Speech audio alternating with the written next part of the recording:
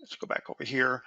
And again, on VisualCAD CAM, you have the main menu here. This is the same menu as you saw in RhinoCAM.